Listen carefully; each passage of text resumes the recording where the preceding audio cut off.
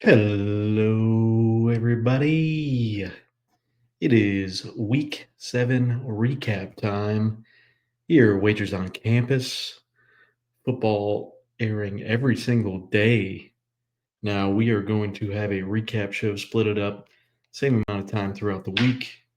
Still dropping uh, the cover show, the pick show on Wednesday nights, Spotify Thursday mornings. But wanted to talk about what happened in the week past, earlier in the week. It seemed to make more sense and cover a couple early week games. We've got, I believe, 7 on the card for this early week.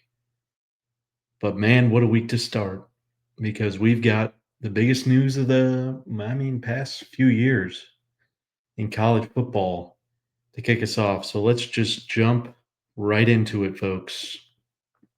The man himself, James Franklin, fired after all that talking, after all that speculation that we've had back and forth.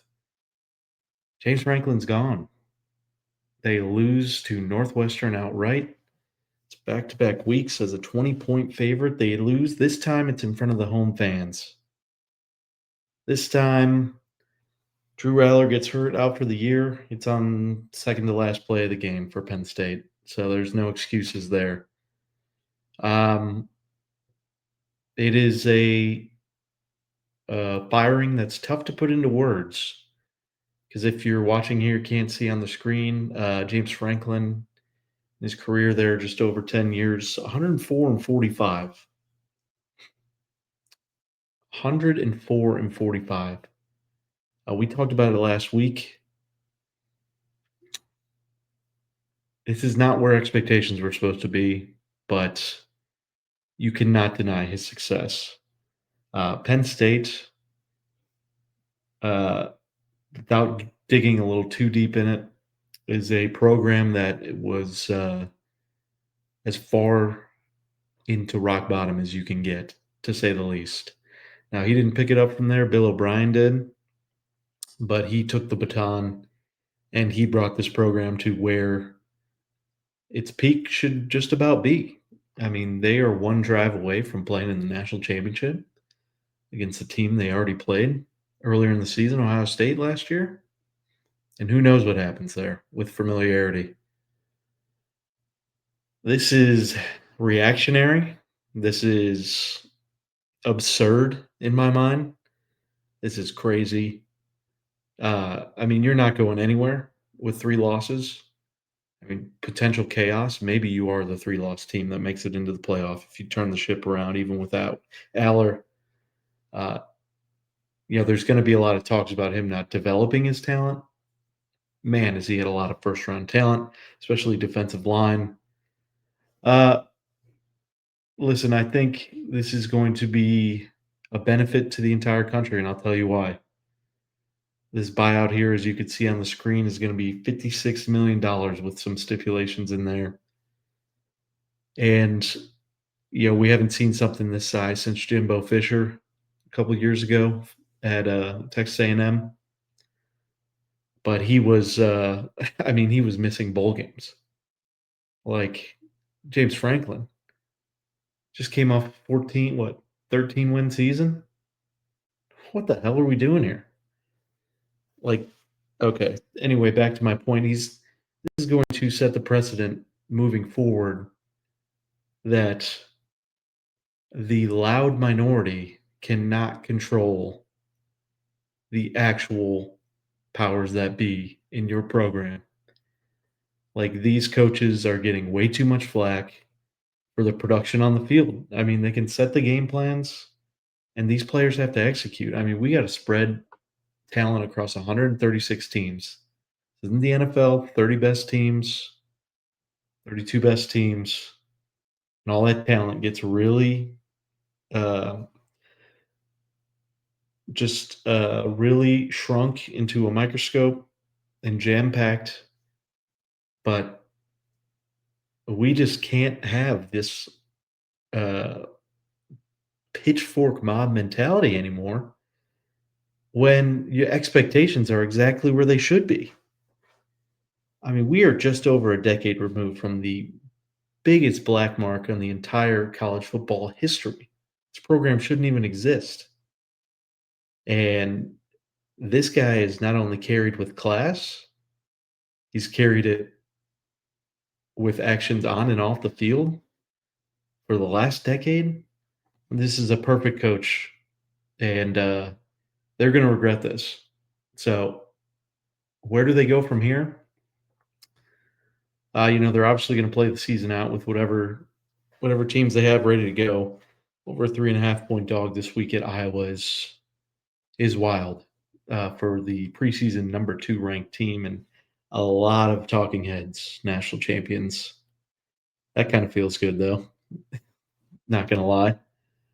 Um, Outside of that, already having players decommit. Obviously, the transfer portal should be wild. But who are you going to bring in? Who do we bring in to replace Franklin? We look at the odds here. These are, of course, offshore book odds. So take them what you want. Take them with a grain of salt. Matt Rule, man, did he have some interesting comments in a press conference today. He talked about, obviously, he has fond memories and great connections to Penn State alumni. He said it himself verbatim, met his wife there at Penn State. He's very proud to be an alumni of Penn State. And let's just say it took him a while to took him a while after that question. The question was, "What do you think about the vacancy at Penn State now at the head coaching position?" And let's just say it took him a while to back his Nebraska goals and his Nebraska commitment. So do what you want with that. I think that's pretty indicative.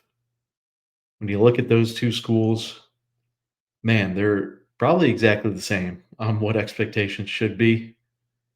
Nebraska, a little bit more loyal and less ruthless, I would say.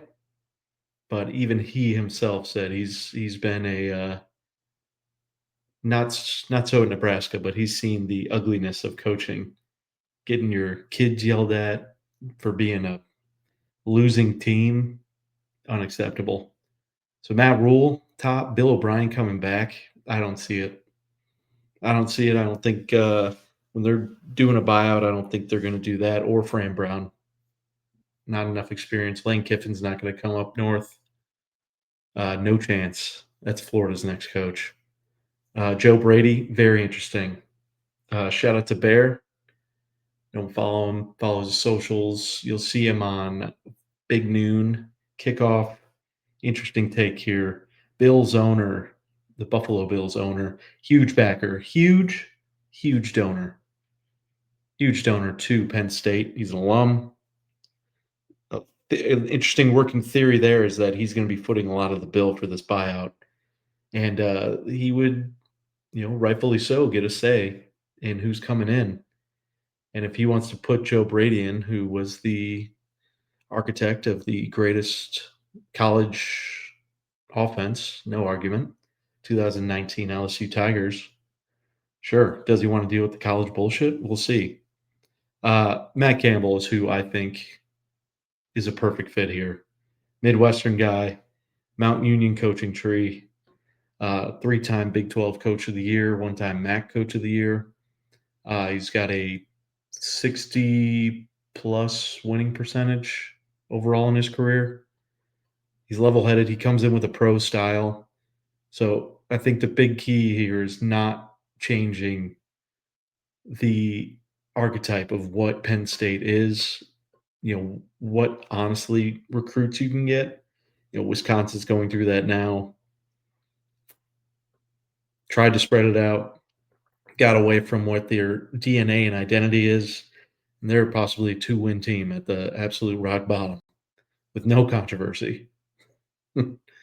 So Matt Campbell would bring in that same pro style stability, some really solid transfers with him, Penn State type players, and I think he'd be able to win. And that would be the upgrade that he would be looking for in a smaller, big town. State College is nothing. It's the Ames, Iowa of Pennsylvania. Like, nothing going in, nothing coming out. That's who I think they should go get if Matt Rule says no. Signetti is a big no. Guy's 64. It's his fourth year. There is nothing different besides the stadium that he could do at Penn State than Iowa or Indiana. And he is such a arrogant prick that he would rather have the title of building Indiana, which, that's a pretty good title to have. If you get into coaching, you want to be known. And obviously, there's one big name at Penn State that'll always be known. And he could be the Indiana just folklore coach. And, he'll be able to get the same assets. Like, you just got to see some winning there, and then the good talent will start coming to all these. Bloomington's a much prettier campus, nicer, just the stadium significantly smaller. It's the only thing they got going for them, but they're winning on small fields. Will Stein, no. Manny Diaz, hell no. They're not going to bring in Manny Diaz. Oh man, first big loss, the fans would be clamoring for him to get fired. No chance. Brent Key, no. So I think it stops at Matt Campbell with the true, and get Lane Kiffin out of there, Fran Brown out of there. I think it's between Joe Brady, Matt Rule, Matt Campbell. Really, the Matt is the next Penn State coach. Interesting.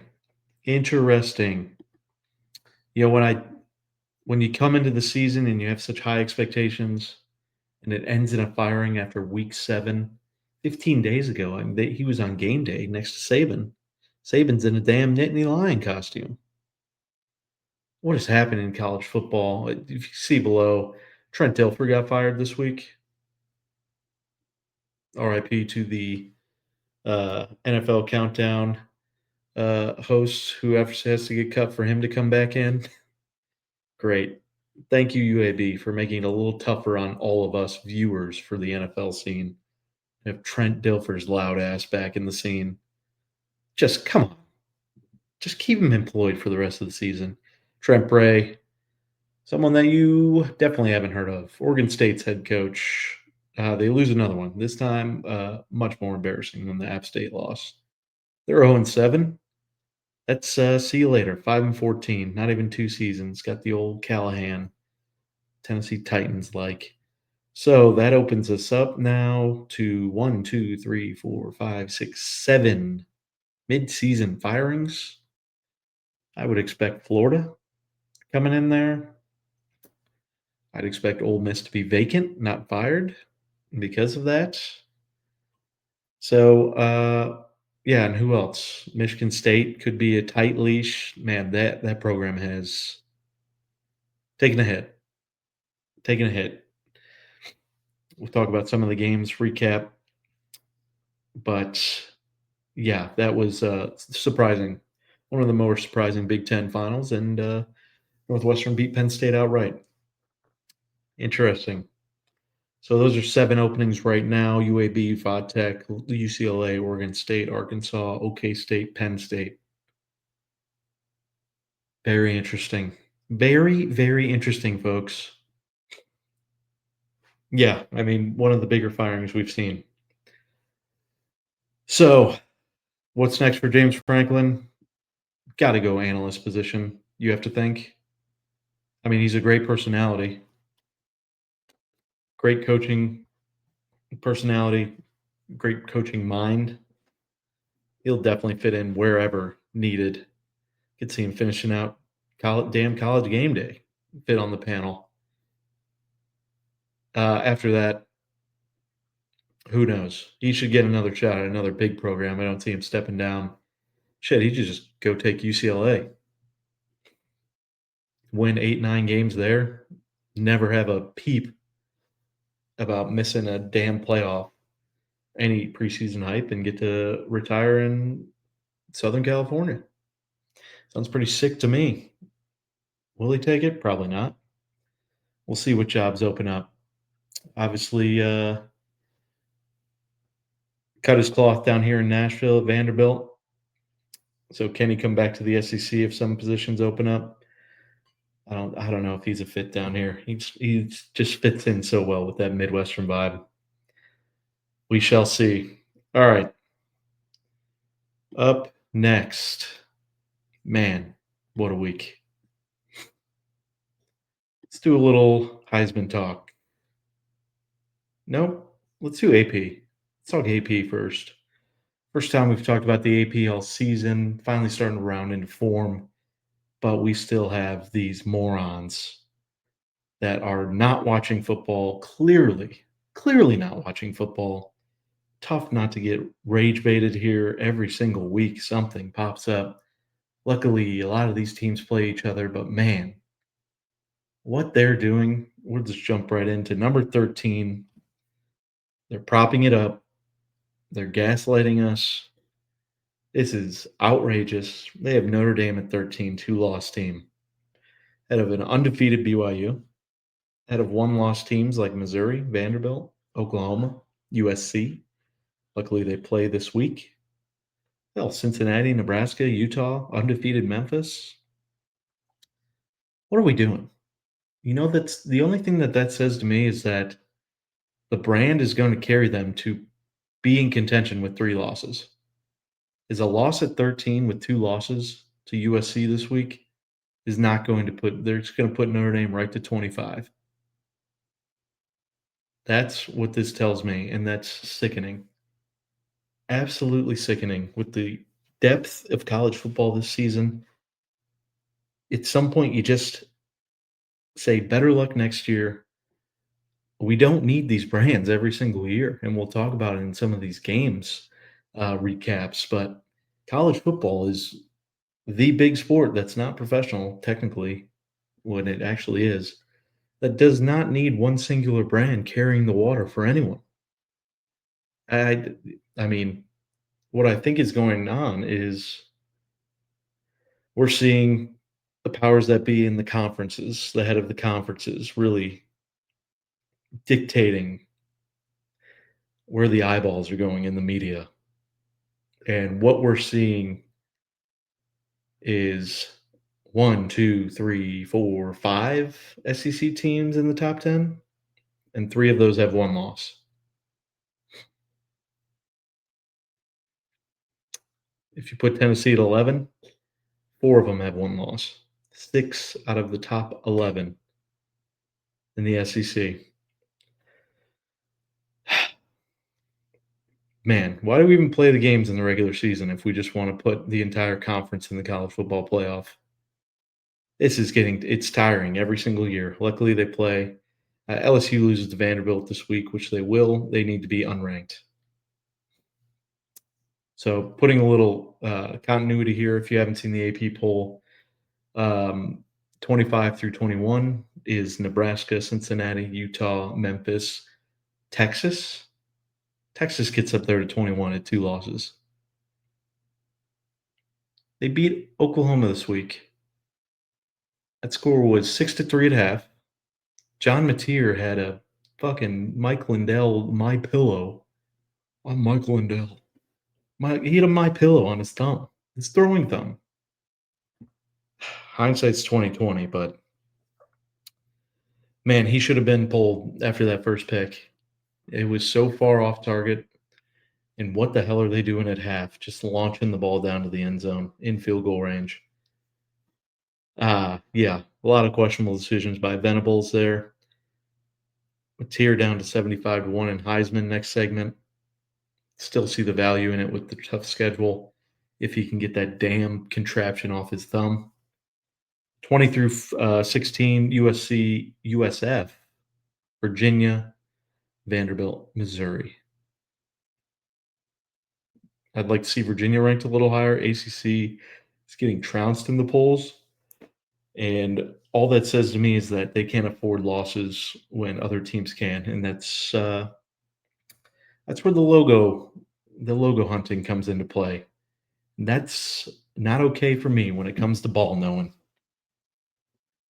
Give these teams a chance that keep winning to allow them to make one mistake on the season. Georgia Tech undefeated behind 1, 2, 3, 4, 5.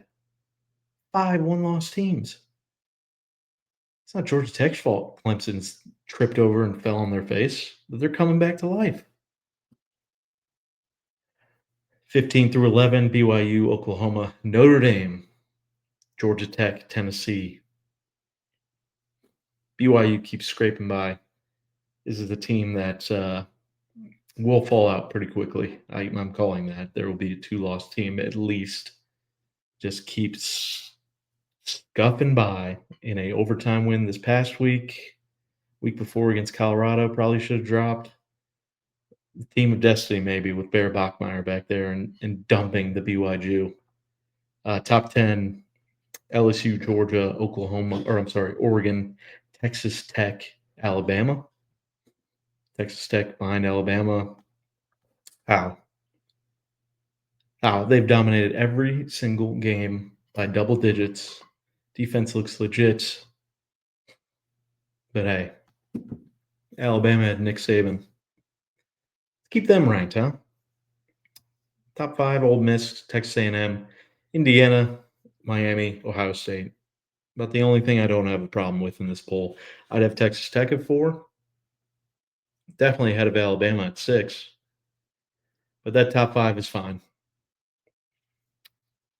We are going to see some big games this week. Ole Miss, Georgia, LSU, Vandy.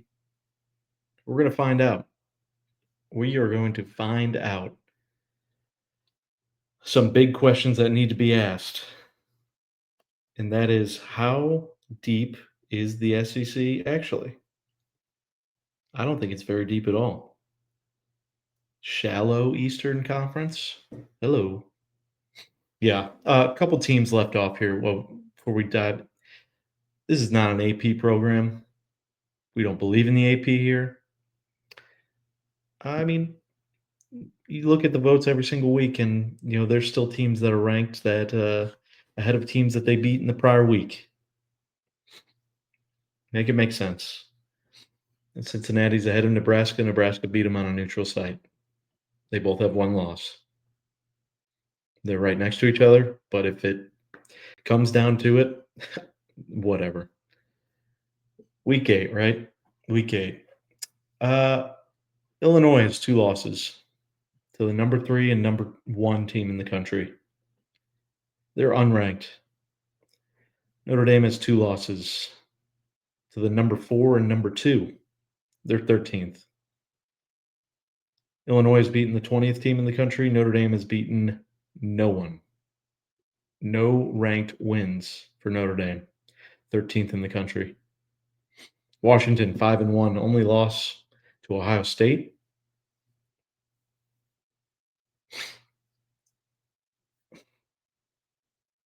Texas, 2 losses. Only win is a banged up Oklahoma team. Every other win is a group of 5. Make it make sense. LSU beat up Clemson team. They look like trash. They're number 10 in the country. Washington is unranked.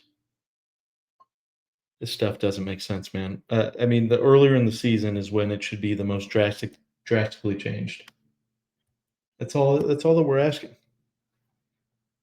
Get this crap off the screen. All right, we're done talking AP. Let's talk Heisman. Heisman odds. Man, this is the most exciting Heisman we've had in years. Every single week it changes. Boom, bang. Changing back and forth and back and forth. Snip, snap, snip, snap. Carson Beck has taken the lead, 360, followed by Ty Simpson and Fernando Mendoza. Those are the 3 odds-on favorites because after that, Julian Sain is 4th at 15-1.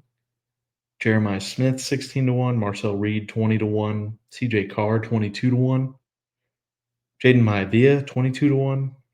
Dante Moore and Trinidad Chambliss, 25-1. That's flushing your money down the drain. Do not bet on either of those players. Do not. Diego Pavia, here's some notable. Pavia's not next in line.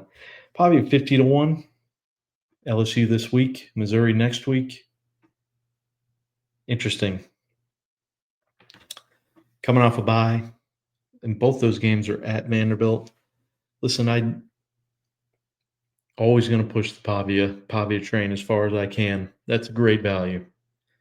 This point in the season, when your leading Heisman getter is right at plus 400, means the trophy's still for the taking quite a bit, especially when it's three different conferences too. The three leaders. Julian Saint's not winning the Heisman this year. Just a full-on game manager, totally fine. He's not going to jump up and win the Heisman. Jeremiah Smith could. I doubt it though. Teams are playing like a box and one type defense, just absolutely shadowing him. So a couple other names, John Mateer, still like him. If he takes that off, Oklahoma's strong enough schedule coming down the stretch, 75-1. He was just a Heisman favorite 3 weeks ago. Don't let those interceptions fool you. I mean, that game can get scrapped if he comes out and plays the same John Mateer that he was playing before getting injured and having to wear that apparatus. And Brendan Sorsby, 100-1. Cincinnati could run the table, be 11-1, be in the Big 12 championship. It's going to be because of him.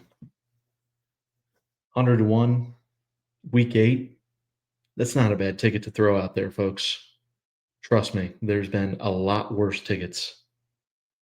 A lot worse tickets out there. Oh, yeah. When it comes to the top guys, Mendoza is going to be tough to beat with how easy their schedule is down the stretch. I mean, Indiana, they just got their marquee win. I think, could we pull a Heisman moment from there? I don't know. But with how bad Michigan State looks this week, UCLA on the comeback. Maybe that's a sleepy game in Bloomington, but Maryland, bad Penn State team, bad Wisconsin team, bad Purdue team. He should get whatever he wants. Plus 480 might be a good bet for Mendoza.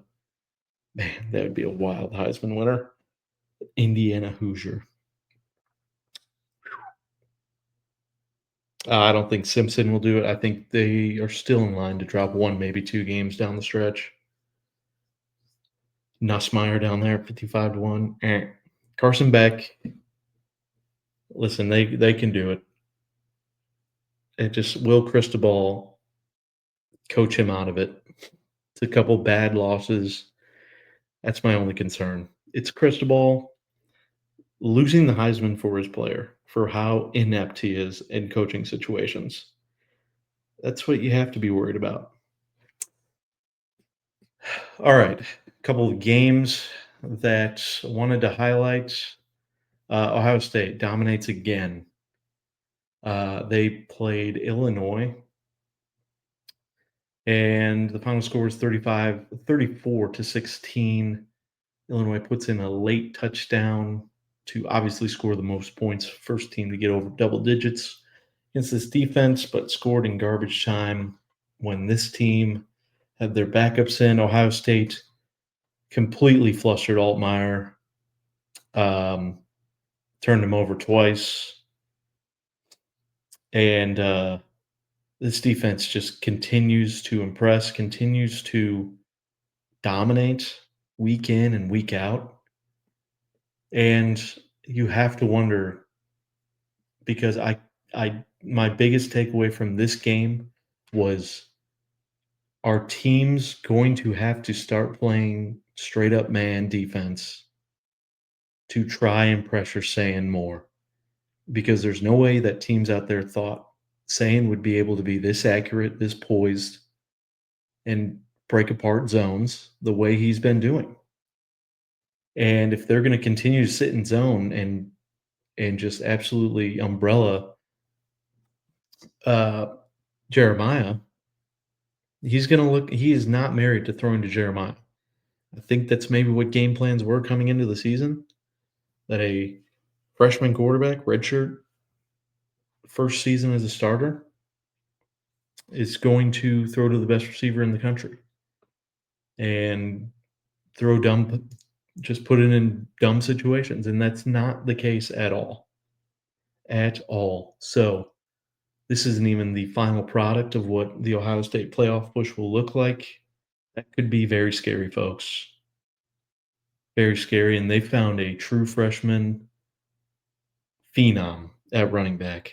Bo Jackson, no relation, and his name's Lamar Jackson, also no relation. His real name's Lamar, goes by Bo. Pretty good hybrid to have as a running back. Lamar Bo Jackson. Yeah, good luck with that. Ohio State plays Wisconsin this week as a 4-touchdown favorite. Wow. How the turntables for Wisconsin, followed by Penn State, Purdue, UCLA, Rutgers, and Michigan. So all of a sudden, put a number. What do we think that Penn State number is going to be now? That was potentially be game of the year. Ohio State might be favored by 19.5 or more. Or more. Alabama, Missouri, 27-21. Missouri drives late. 27-21? Is that right? 27-24. Sorry. Yeah, 3-point game. Had a chance there. Prbula throws a late interception to squash any potential hopes for a true freshman kicker, which would have been brutal. True freshman kicker. Listen, this game was plagued by a theme that we'll talk about a lot today, and that's SEC officiating. Our Missouri go-to, Phil, called it out before the game even kicked off. There's going to be game-changing calls with the officiating crew. It's what their reputation is. And on the first drive, Missouri forces a 3-and-out. Wait, here's an automatic first down bailout call for Alabama. Ends up paying dividends. They score, and 4 plays later, tie it up. Would have been a punt to Missouri. And, those aren't game-defining plays because it's so early in the game, but it certainly sets tone, doesn't it? Missouri has the opportunity to then put together a second drive after looking so impressive on the first. So I know refs are part of the game. Everyone has to deal with them. But it's the incompetence when we have such great technology that is becoming very exhausting. And it has to be for the players. It feels like, because the other game that was so poorly officiated and one-sided was Georgia Auburn. And it feels like the SEC wants to prop up their big brands, but these are just big brands in the last couple of years. Auburn has a fucking national title in the last decade. Over a decade now. Wow, that's crazy. They have a national title this in the tens, all right? Missouri is an up-and-coming team. Alumni bases are so vast in this country. It's not the NFL. You don't need small market alumni base carries because those alumni are spread all across the country. You don't need Alabama to survive. They can go in a drought for years, couple years. Georgia can go in a drought for a couple years. This isn't some small market sweetheart story. Missouri is good and goes to the SEC championship again, which they already have. Won't bring up that game, but they have. Just let them win it on the field. It's gross. So Alabama ends up winning that game again, sneaking out. Another win, this one on the road. It's a good win for them. Got to tip your cap. At the end of the day, they do get the win. And up next for Bama is Tennessee this week, hosting Tennessee, followed by South Carolina, LSU, Oklahoma, and Auburn. Man, that road is not finished yet for Bama. As upset as I can be about them being at 6, they'll earn it if they get through that gauntlet. And they will shut me up. I still think this is a 3-loss team. That could even be this week, and Heupel could get his signature win on the road. We'll see. Other game, Georgia, Auburn. What can you say? What can you say? I mean, this game was literally taken from Auburn. Taken. And we have a down the line shot of the ball on the plane and then being fumbled. Puts Auburn up 17-0. Nope. Takes the ball away to Georgia. That game is completely flipped on its head. And then, in one of the most egregious displays of unsportsmanlike conduct and classlessness, Kirby Smart is running down the field as the play clock is about to expire, clearly signaling timeout with his hand and yelling at the ref. And they stop the game. Say, put their hands above their head. Timeout. Hold on. Hold the phone. Kirby Smart runs up and starts yelling, screaming at the refs. I was not calling timeout, I was clapping. If you're watching, you can see me doing the action. If you're listening and you can't hear clapping, that's because I'm making a timeout sign with my hands. You hear that? That's a timeout sound. That's how he claps. He's signaling to his players that they're clapping. The safety, 18 yards away from the play, 18 yards away from the quarterback, was clapping, signaling to his defenders. They were clapping the snap. I mean, you want to talk about the refs will call delay of game if there's a defensive player trying to fake signal the snap. So let the refs do that. Kirby's out there. The refs ended up giving Kirby the timeout back. They ended up picking the play up, saying it was their mistake. I mean, that's so inexcusable, completely bullied. I mean, this is the second time Auburn's been completely fucked by refs in the Oklahoma game. There's been no statement from the SEC as of yet, as of Monday night. I'm not sure where to go here. I mean, there's billions of dollars coming into college sports. What do? Full-time officiating? They take up basketball as well. You can ref year-round, do football and basketball. And then you're reffing spring games. And then you've got the summer to ref practices and be there and stay sharp.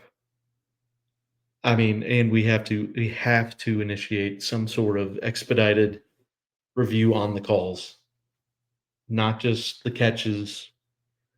Just like, hey, we need to put any sort of features that we can. NFL has been working with this digital measurement that seemed to be working somewhat. So yeah, some pretty disgusting, officiating calls there. Sorry to Auburn, and a brutal non-cover there as well. Brutal non-cover, covering the whole game until the end. Speaking of bad officiating, we need to get a rule on substitutions. I mean, you've seen it. Like, these players, this is worse. This is worse than the injury rule. They're penalizing teams for the players falling down too late, like after the ball's spotted. Like, Albert Hainsworth isn't on every single field, milking every single injury, trying to game the system. Like, let's get these guys safely off the field. Instead, we're taking away timeouts because they fell down 1 second after this fat fucking ref put the ball down at the midfield. But now, if you substitute one guy, all these big, fat, hog molly linemen can then substitute in and basically walk off the field in complete unsportsmanlike fashion. It's ridiculous. There's no rule around it right now.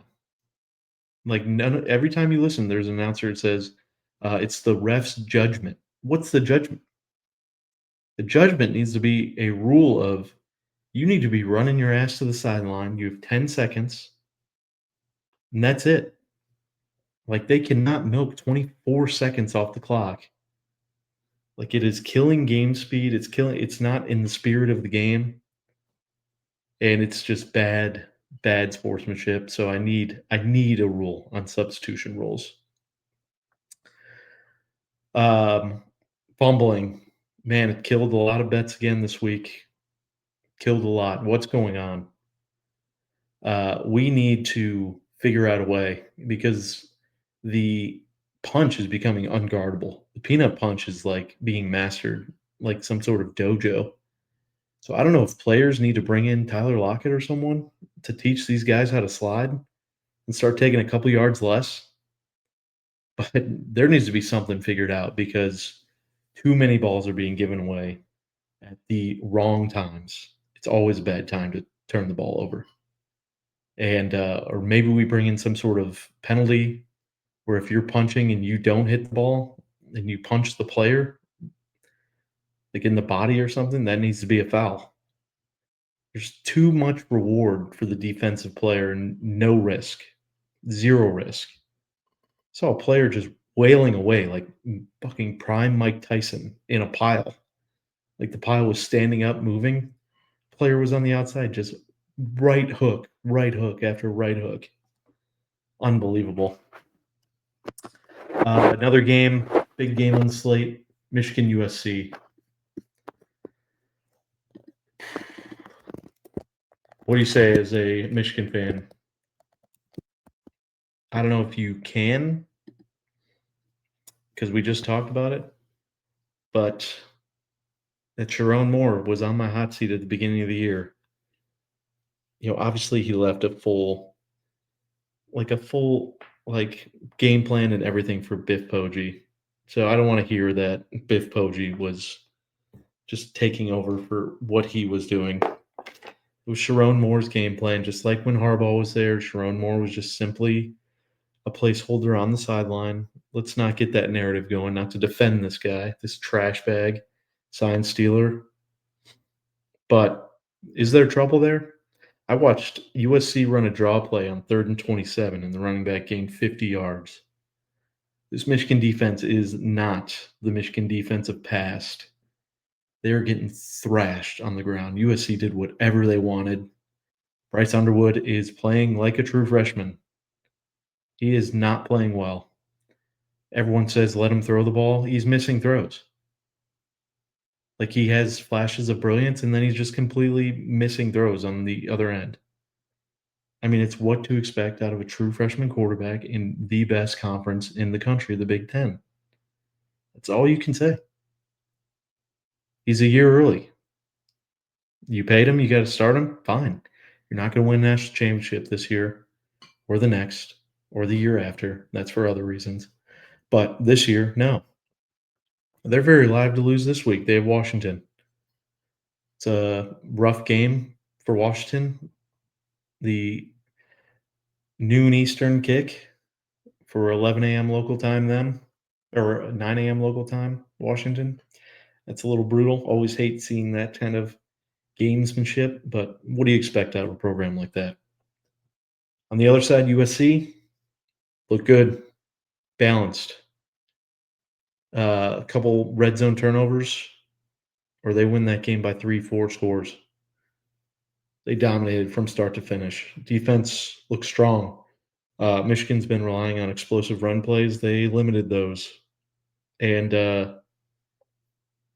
we'll see, a much more pass heavy or pass capable team. So obviously Jeremiah Love is someone they want to get the ball to, but he's been receiving the ball. So this week will be interesting. Notre Dame USC game. What is it? The old no. What's their rivalry? Notre Dame USC rivalry trophy. What is that? It's not the pipe, is it? Yeah, the jeweled shillelagh. A Gaelic ward club. You're a Gaelic war club. Awarded to the winner of this game. Notre Dame 50, 37, and 5 all time. That'll be a big point of focus on Wednesday's show. Interesting. Yeah, USC looks like they are fully ready to contend. If you believe in them, they could win the Big Ten. Sure. They don't have to play Ohio State or Indiana before the Big Ten championship. They could definitely win the Big Ten. Just need Indiana or Ohio State to lose because they have that loss to Illinois. We'll see. Okay. Other thing, I think the last game that we'll talk about here. Let's talk LSU, Florida. No. LSU, South Carolina.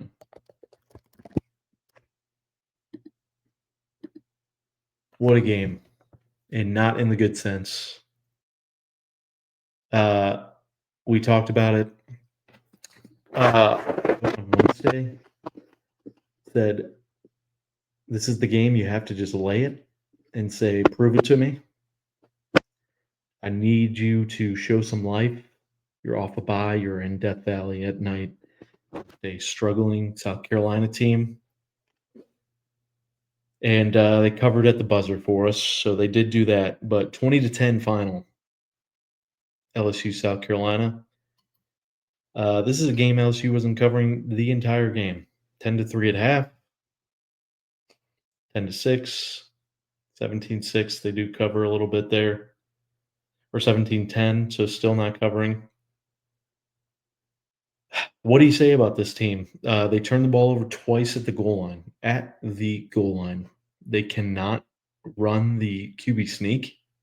They have zero offensive line push. Their run game is pathetic. Nussmeier does not push the ball down the field, and when he does, positive plays. You see positive plays when he pushes the ball down the field. It's so mind-numbingly puzzling of what we see here. Nussmeier 20 of 33, 254. And I guarantee you most of that 254 was after carry. After catch.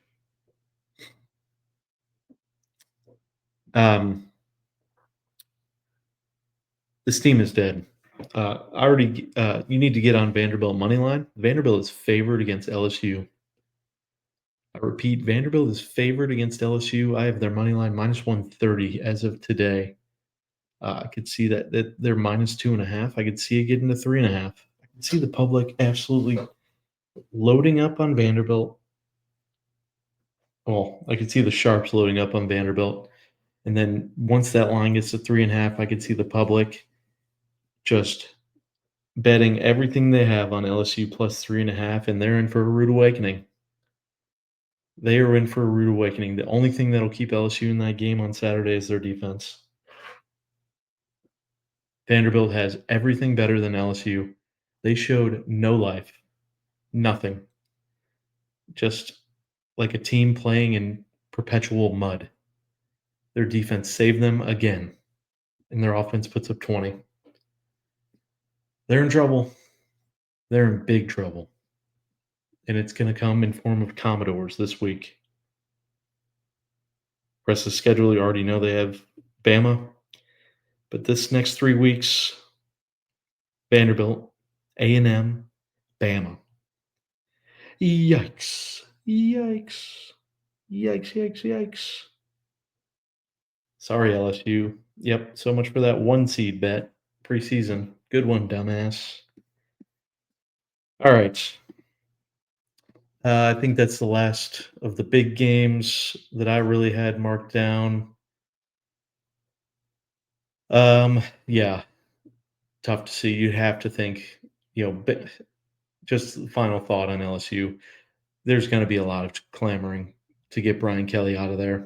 Who do you bring in? James Franklin? That's the last thought about the coaching carousel is that I've done it before. I've quit a job, let go unexpectedly. The company didn't have a plan. I didn't have a plan. You always want to have a plan, folks. It never ends well when you don't have a plan for what's next. That's why you can't just go firing coaches. All right. Few games coming up. USA, American weekdays, USA weekdays. Bringing it back. Let's see here. Some decent games. Tuesday is all home favorites. Game I really like. But first, New Mexico State at Liberty. Basco playing. Liberty looked good. Easy 1.5 cover for us last Wednesday. I don't know. 10 might be too many for Liberty. But I definitely wouldn't risk it with New Mexico State. Stay away from me on that one. The Sun Belt game sandwiched in between Arkansas State at South Alabama. Arkansas State is one of the worst teams defending the run. South Alabama runs the ball top 10 efficiently. Also run it.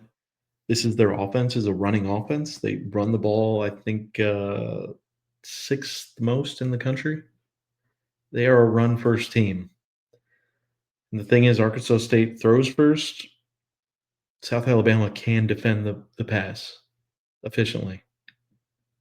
This should be an easy, like, South Alabama's lost too many close games this year. They are not a 1-5 team. That is a better team. And yeah, that's going to be our play Tuesday. South Alabama minus 7.5.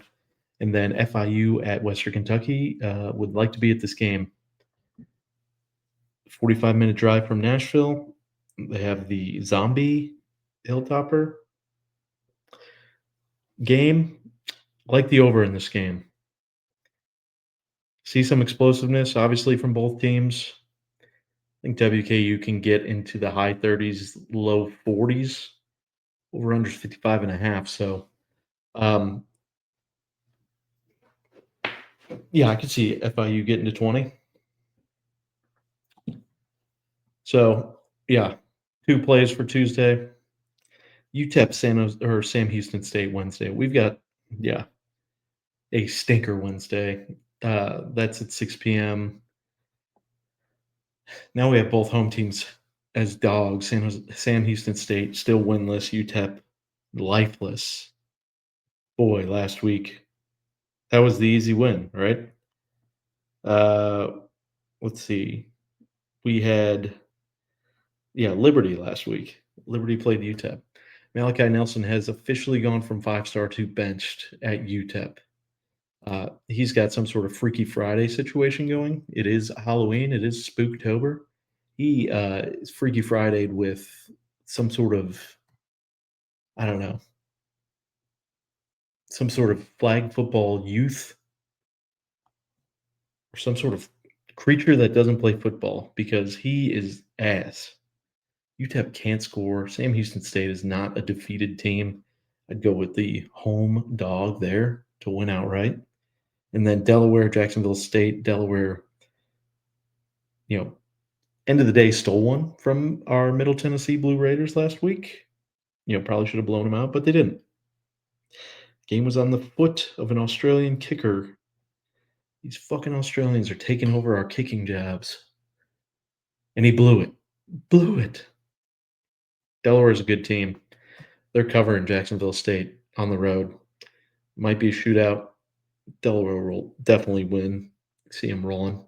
Take the 2.5 with Delaware. Thursday, one game. Tulsa ECU. We also have NFL, which I think it's AFC North. I think it's Bengals, Steelers. Yep, Bengals, Steelers. Yuck. Joe Flacco versus Aaron Rodgers. A Jerry AARP Bowl on Thursday, or you could watch Tulsa and ECU Pirates, baby. ECU minus 16.5. Too many points. Tulsa's proven they can cover on Thursdays. Let's go Tulsa plus 16.5. and your look ahead spots. Thanks again for joining the recap. A big, hearty episode for this week. Be back on Thursday morning with a full slate of the gambling lines for the next week. So I will see you in a couple days with Alex at my side. Bye. Thank you. Love